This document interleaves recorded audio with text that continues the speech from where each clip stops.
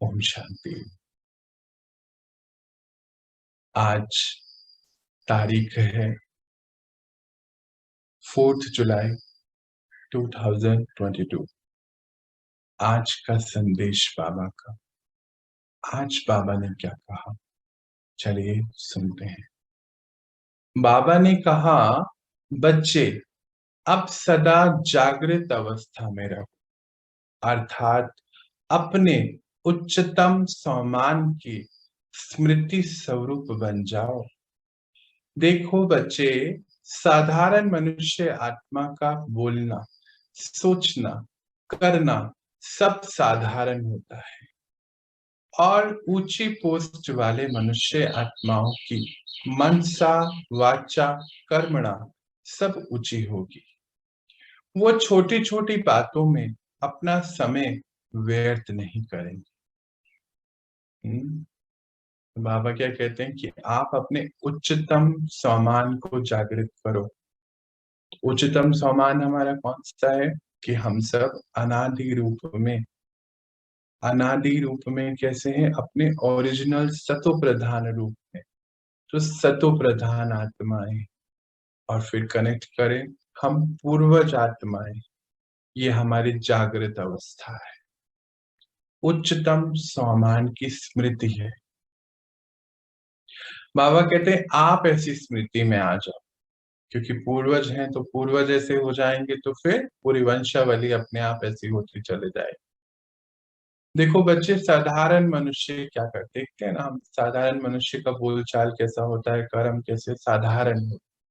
पर आप कौन हो? बाबा हमें क्या कहते हैं कि आप तो इस विश्व के आधार मूर्त आत्माएं।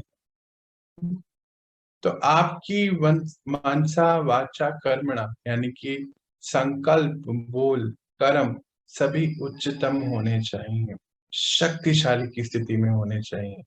छोटी छोटी बातों में व्यर्थ समय नहीं गंवाना है। बाबा कहते हैं तुम सोचो तो सही कि तुम कौन हो। बाबा पूछते हैं तुम्हारा कर्तव्य क्या है, तुम्हें रोज कौन पढ़ाने आता है। फिर तो उचित ऊंचे पर पिता, ऊंचे से ऊंचाई पढ़ाई, अपने उत्तम भाग्य को कैसे भूल जाते हो। बाबा बोलते कि आप कौन हैं, जरा सोचो तो सही। कौन है हम? श्रेष्ठ आत्मा है ना। हमें परमात्मा मिले, हमारा परिचय मिला, संगम का समय का परिचय पता चला, तो श्रेष्ठ आत्मा बन गए, क्योंकि मन बुद्धि से समर्पित हो गए पिता। तो कहते कि इतने बड़े पिता उचित ऊंची पढ़ाई पढ़ाने आपको आते हैं, अपना कर्तव्य याद रहे, आपको भूलिए नहीं। कौन सी पढ़ाई पढ़ते और कौन पढ़ाने आता है? बाबा पढ़ाने आते हैं। कौन सी पढ़ाई पढ़ते हैं? देवी देवताएं बनने की। साधारण मनुष्य से देवी देवता बनने की पढ़ाई पढ़ रहे हैं। साधारण से श्रेष्ठ कारोबार कर श्रेष्ठ अति श्रेष्ठ बन रहे हैं, तो उच्चतम भाग्य का निर्माण इस समय ही कर रहे हैं। तो बाबा कहते बच्चे तुम इसको भूलो मत कि तुम कौन हो। तुम श्रेष्ठ आत्मा हो। बच्चे अब तो आपको हर पल यह स्मृति रहनी चाहिए कि हम हैं ही आदि रतन। आ गई ना बात? आदि रतन, अंडरलाइन कर लेंगे इसको हम। आदि रतन विश्व का परिवर्तन करने वाले, पतित दुनिया को पावन बनाने वाले हैं। हमारी वृत्ति से विश्व की सभी आत्माओं की वृत्ति परिवर्तन हो जाएगी। देखो बाबा कैसे बता रहे हैं। अभी याद है थोड़ी देर पहले बाबा क्या कह रहा था हम, कि आप पूर्वज आत्माएं हैं, आपकी वृत्ति से वृत्ति चेंज हो जाएगी। देखो वही बात आगे साथ कहते हैं आप कौन हो। आप तो पावन आदि रतन हो। आदि रतन मतलब आप कल्प वृक्ष को अपने सामने ले आओ। कल्प वृक्ष में परमात्मा बीज, उनके साथ हम सभी आत्माएं जिन्होंने भगवान को समझ लिया, तो सभी श्रेष्ठ आदि रतन हो गए परमात्मा के। तो यानी कि कल्प वृक्ष में बाबा के साथ उसकी जड़ों के और तनों के रूप में हम बैठे हैं। अगर हम पतित से पावन बने, हमारे अंदर परिवर्तन आ गया, तो कहते विश्व जो है पूरा अपने आप, पतित दुनिया जो है पावन बनती चले जाएगी। आपकी वृत्ति से सभी आत्माओं की वृत्ति परिवर्तन हो जाएगी। बच्चे अपनी लौकिक सभी जिम्मेवारियां बाबा हवाले करो और अपने उच्चतम स्वमान में, अर्थात जो आप हो उसमें स्थित हो, कर्म व्यवहार में आओ। तो बाबा हमें एक तरफ मुक्ति दे रहा है, यानी कि जीवन मुक्ति का रास्ता बताता है। जीवन मुक्ति का अर्थ क्या है? कि जब हम इस जीवन में रहते हुए अपनी सारे ही कर्म से न्यारे हो जाएं, अंडरलाइन एक बात है, न्यारे हो जाएं, परंतु कर्म की छुट्टी नहीं है। तो कैसे करेंगे? ये तो बिल्कुल ही डिफरेंट बात हो गई, दो बातें हो गई। तो उसका क्या तरीका है कि मन बुद्धि से समर्पित कर दें बाबा को।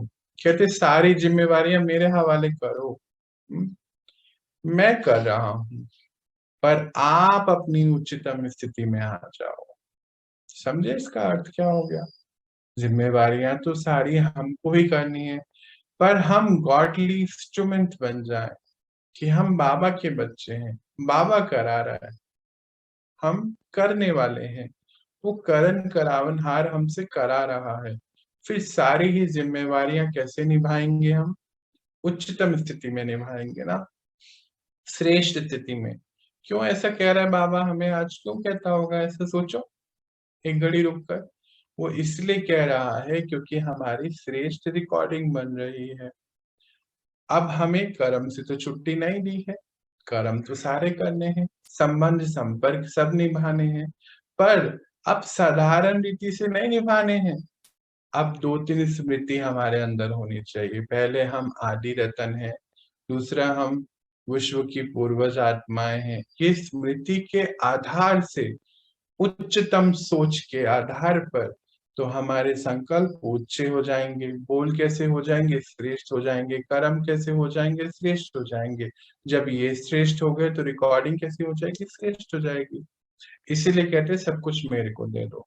पर मेरे को दे दो को अर्थ नहीं कि हम खाली बैठे, बोले मन बुद्धि से उनको दे दिया और बाबा करा रहा है, और मैं आत्मा निमित्त बन एक एक कदम बढ़ा रही। और क्योंकि बाबा करा रहा है तो हर कर्म कैसा होना चाहिए जी? श्रेष्ठ होना चाहिए ना।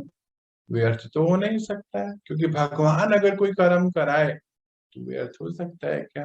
ये हमारे स्मृति में आ जाए। जब आप अपने ओरिजिनल स्वरूप की स्मृति स्वरूप बन जाओगे तो आपकी वृत्ति परिवर्तन हो जाएगी, जिससे ऑटोमेटिकली दृष्टि और कृति भी परिवर्तन हो जाएगी। फॉर्मूला देखो, कहते हैं आप अपनी ओरिजिनलिटी पे यानी कि मैग्नीट्यूड पे लौटोगे तो आपकी वृत्ति अपने आप कैसी हो जाएगी? परिवर्तन हो जाएगी ना। तो वृत्ति हो गई तो कृति यानी कि कर्म कैसे, और दृष्टि कैसे हो जाएगी? सब महान हो जाएगी ना। महान कहते हैं ना बाबा कि आप कौन हो? महान आत्मा हो, धर्मात्मा हो। धर्मात्मा है वैसा नहीं कि घर बार छोड़ के हमें कुछ ऐसे कार्य करने, पूरे पूरे घर को, पूरे परिवार को मोड़ एक अंतिम मार्ग पे लाना है। ये हमारा काम है, देवी देवता बनाना है।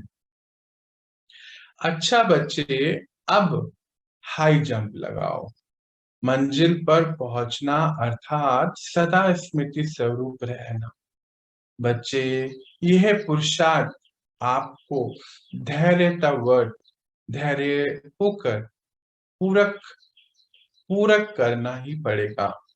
कहते हाई जंप लगाओ, अपनी मंजिल की तरफ हाई जंप लगाओ। कहते ये जो पुरुषार्थ है आपको धैर्यवान होके पूरा करना ही है, करना ही पड़ेगा, ऑप्शन नहीं है। बाबा कितने बड़े तरीके से बोल रहे बच्चे, ऑप्शन नहीं है तुम्हारे पास, तुमको करना है।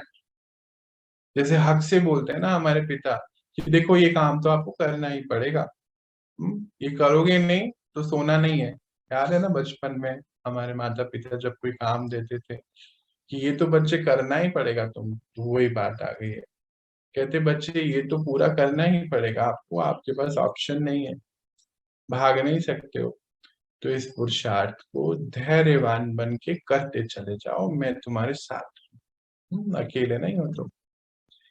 ज्यादा सोचने से या ज्यादा बोलने से क्या, क्यों, कैसे जैसे उलझनों में फंस जाती, ऐसा नहीं कुछ करो।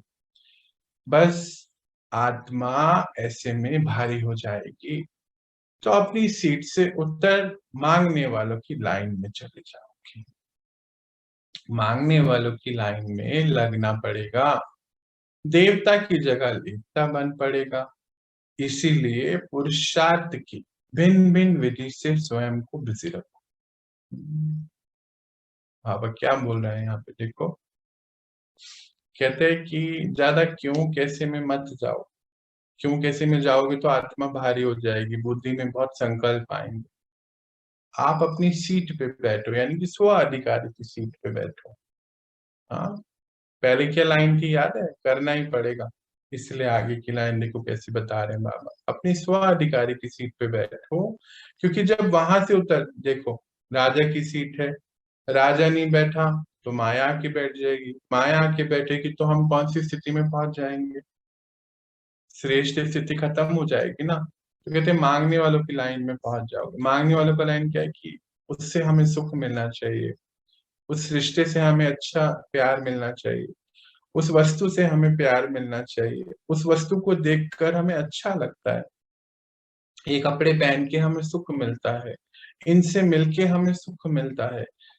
तो हम मांगने वाले हो गए, देने वाले नहीं हुए। देने वाले तो कभी मांगने के बारे में सोचते ही नहीं है। अपनी स्व अधिकारी की स्थिति में स्थापित करो अपने आप को, बाबा कहते ये सहज पुरुषार्थ की विधि है, इसमें कुछ मुश्किल नहीं है। और इसलिए डिफरेंट डिफरेंट पुरुषार्थ देखो, बाबा ने कितने सारे पुरुषार्थ हमें दिए, रोज एक नई बात देते हैं। कहते आप अपने आप को बिजी रखो उन पुरुषार्थ में, परमात्मा पिता के साथ ही हो, इस साथ को यूज करो ना, हल्के और खुश रहो, उमंग उत्साह के साथ पुरुषार्थ करो। दुनिया में तो दुखों की अति होने वाली है, उससे पहले दुख दुख हरता सुख करता बन जाओ, अर्थात परमात्मा की यानी कि बाबा की उंगली पकड़ ऊंची स्थिति में स्थित हो जाओ। विश्व कल्याण का कार्य कर रहे हो ना, और ऊंची स्थिति में स्थित करो। ओम शांति। तो बाबा क्या कहते हैं यहाँ पर कि परमात्मा पिता के साथी हो, इस साथ को यूज करो, हल्के और खुश रहो, उमंग उत्साह में पुरुषार्थ से रहो। तो बाबा बहुत हमें समझाने देते हैं, तो पुरुषार्थ तो उमंग उत्साह से, पुरुषार्थ मतलब परिवर्तन, अपने अंदर श्रेष्ठ गुणों की धारणाएं। तो कहते ये तो इजी होनी चाहिए ना, कई लोगों को अगर हम मुश्किल करके दिखाएंगे तो क्या वो कर पाएंगे, नहीं ना। तो कहते आप तो उमंग उत्साह के साथ से पुरुषार्थ करते चलो। कहते दुनिया में अभी दुखों की अति होनी है, देख ही रहे हैं हम इसमें, तो अभी क्या बाहर का क्या हाल है पता है ना, रोज अब तो नई नई चीजें हम सुनते आ रहे हैं। कहते दुखों की अति होनी है, तो उससे पहले आप क्या बन जाओ, दुख हरता सुख करता, परमात्मा की उंगली पकड़ अपनी ऊंची स्थिति में स्थित हो जाओ। वो ऊंची स्थिति कौन सी है, विश्व कल्याण की, ऐसा कार्य करो। शास्त्री बाबा ने बोला ओम शांति शांति।